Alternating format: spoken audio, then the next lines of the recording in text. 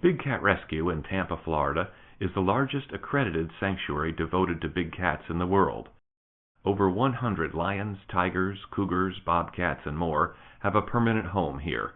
Many were abused, abandoned, orphaned, or retired from performing acts.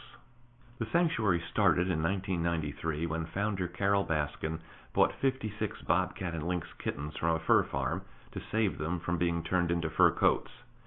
Some of those are still here today, like bobcats Little Dove and Rain Dance, and Siberian lynx Natasha and Willow. Since the first cat arrived, over 200 have been rescued, each with their own story. Nikita was found in a crack house in Tennessee, owned by a drug dealer.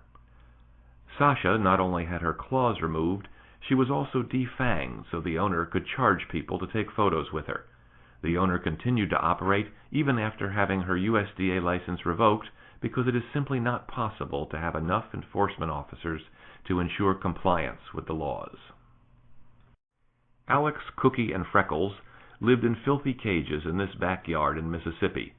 When the owner's business failed, he simply moved away, leaving them and dozens of other cats to starve. Big Cat Rescue provides lifetime care for these and over 100 other exotic cats. But we are much more. Big Cat Rescue is the leading advocate for big cats kept in captivity. We are on the front lines of the fight to end the abuse and abandonment of these majestic animals. Most big cats held in private hands live in deplorable conditions like those you see here. Current federal law allows keeping 2 tigers in a cage not much bigger than a parking space, with nothing to do but pace. With thousands of private owners around the country, it is impossible to enforce the regulations that do exist. But this is changing. Gradually, more and more states are banning private ownership of big cats. Those bans are the only real solution because regulations requiring humane care simply can't be enforced. As more people learn the miserable fate of the cute cubs that exhibitors breed constantly so they can charge for photos and petting, more people are telling venues they don't want to see these abusive displays, and more malls and fairs are banning these exhibits. Educating people so they know how they can help like this is a big part of our mission, and it is working. Big Cat Rescue receives no government support. The food, medical care, and cage maintenance for just one tiger costs $5,000 each year. Providing the best home we can for over 100 of these cats and continuing to educate the public and fight for better laws is only possible with the support of caring individual donors. Our supporters know that they can trust Big Cat Rescue because they can see the changes with their own eyes anytime they visit. And we're accredited by the Global Federation of Animal Sanctuaries and hold the highest rating given by Charity Navigator, having the highest overall score of any animal-based charity. Big Cat Rescue collaborates with groups such as the World Society for the Protection of Animals and with all of these organizations that are part of the International Tiger Coalition. Big Cat Rescue made it possible for the coalition to have a booth at an international conference to protect wild tigers. We've won a number of awards, such as the Tampa Bay Business Journal's favorite black tie event, second best fundraiser event, and favorite retreat and team building experience. PC Magazine listed Big Cat Rescue as one of their top 12 charities in 2011. And Toyota gave Big Cat Rescue a brand new Toyota Tundra. So, give you the key. Yes. Big Cat Rescue won the People's Choice Award every year that we participated. More than 50,000 unique user votes. That is a lot of votes on a website, believe you me. It's the, it's kind of like the American Idol version of the nonprofit world. This award really exhibits the connection and relationship that organizations have with their supporters and with their people in the community. It also allows citizens to honor the nonprofit that they feel most exemplifies the spirit of the community. A now 3-time winner of the WEDU People's Choice Award, Big Cat Rescue, a nonprofit educational sanctuary, is devoted to rescuing and providing a permanent home for exotic, wild, undomesticated cats that have been abused, abandoned, were bred to be pets, or retired from performing acts. The organization works to educate the public about these animals and the issues facing them in captivity as well as in the wild. We are both humbled and honored by these many awards, and so grateful to the number of celebrities who have shown support for Big Cat Rescue. Animal Planet's Misadventure, Arch Deal, Barbara Niven, One Tank Trips Bill Murphy, Bo Derek gives Big Cat Rescue a 10, Chris Sims and Doug Williams from the Tampa Bay Buccaneers, radio show hosts Chad and Christy, county commissioners and state legislators, Donna Vivino and the cast from Wicked, huge stars like Harrison Ford, who is helping to save tigers in the wild, celebrity chefs from Hell's Kitchen, world-renowned Jack Hanna, legendary Jack Harris, the iconic Jane Goodall, the cast and crew from the Jersey Boys, longtime supporter Ian Anderson from Jethro Tull, Jim Fowler, Congresswoman Kathy Castor, Leonardo DiCaprio, who donated $1 million to our International Tiger Coalition partner World Wildlife Fund to save tigers in the wild, cast and crew from the Tampa Bay Lightning, the cast and crew from Mary Poppins, Miss Florida winner 2008, the New York Yankees, Kate Walsh from Private Practice, newscaster Sue Zelenko, Tim Harris and Mike Weber from The Elephant in the Living Room, and Tippi Hedren from Shambhala. High-profile partners, celebrity endorsements, awards and recognition, and the beautiful condition of our cats all are outward signs of a successful sanctuary. But like many things, it's the work that goes on behind the scenes that really makes the difference. We've always been fanatical about animal care, but in 2009 we found some tools that have really made it easier for us to track our success and to train our volunteers and staff. We document that training in videos, and so I've taken a few highlights from those videos to give you an overview of some of the work that goes on behind the scenes at Big Cat Rescue. Big Cat Rescue uses Google Apps education, or just some of the ways that we communicate with our 100+ volunteers. The capacity of the Google Education app to log observations is what makes it so crucial to our work here at Big Cat Rescue. Under observations, we have broken down the different types of observations into 4 different charts. And the reason for that is that we have over 100 big cats. And so in order to be able to access just the parts that we need to access without seeing everything else all in one place, we've made it into 4 separate charts, but you could do this in any number of ways. So the one that our volunteers most access are the food and feces. And as the volunteers go out and clean the cages in the morning, they make notes as to anything that they see that's out of the ordinary.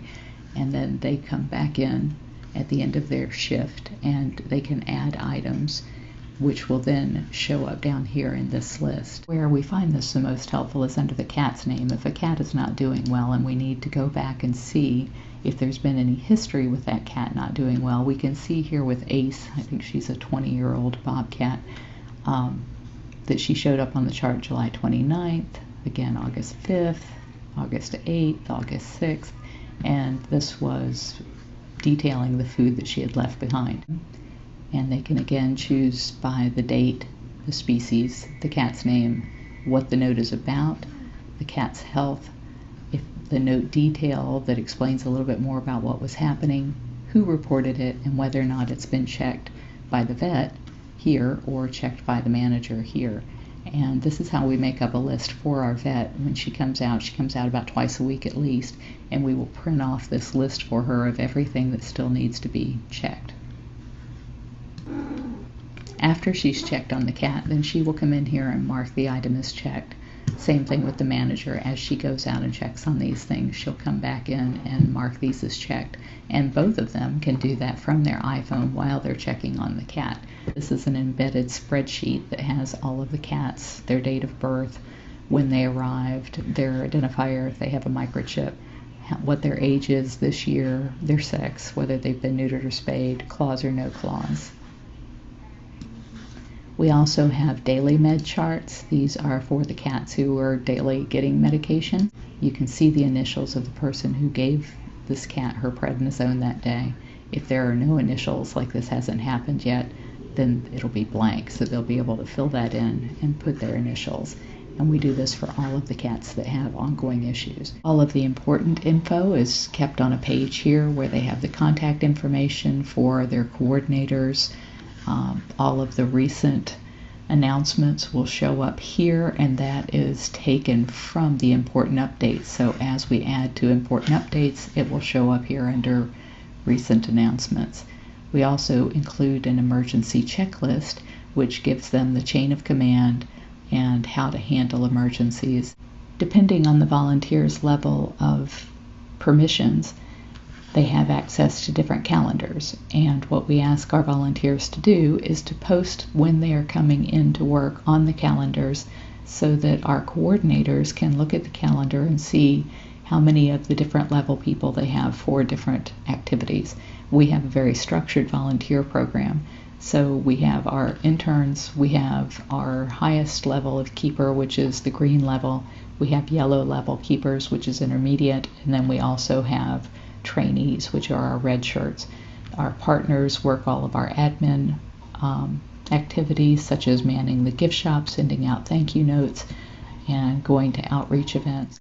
It's also very easy for people to come in and set up when they're going to be coming in. Like, say Chris comes in to clean every Tuesday at 7:30. He can set that up so that every Tuesday that will go onto the calendar. He doesn't have to enter it each time. We have a lot of things where we want to give over the ownership of them to our volunteers who sign up for different things. So like we have an Enrichment Committee, and over here they can go to their own page with a link that's easy to find from the main site, and they can do all of the edits. These people who are on the committee can do all of the edits to this site. They can make it look any way that they want. They can set up their charts. They can set up all of their surveys and everything on their own without changing the main website for everyone to see. We have a whole group of people here who are on the Operant Conditioning Committee, and they have their own website that they can operate as well. We also have a big gala that we do each year called the Fur Ball, and so here it tells who the Fur Ball Committee is, everything that we're asking them to do as far as donated items, the request letter that they would send out, the donation receipt letter, so that everybody can log in and download those things themselves. Volunteer appreciation meetings, we have minutes from those meetings, and so those are all kept archived here. And then this is our volunteer training, so how to clean a big cat, how to clean the Cougars and get their certification, our enrichment program and the quiz that goes along with it so that they can study in advance, how to feed, the feeding tour guide, all of these kinds of things we keep here as resources so that anybody who is a volunteer can download those and read them and get up to date on them. Because our volunteer program is so structured, we have applications for moving up the ladder to the next level of responsibility and to the next level of their access in our site, and so all of those applications are here. We keep our organizational chart here, which reminds people of how the chain of command works and details that out for them. It describes their volunteer committee and what their duties may include, and the contact information for them, what the staff's roles are, the board of directors, the officers. Advocates,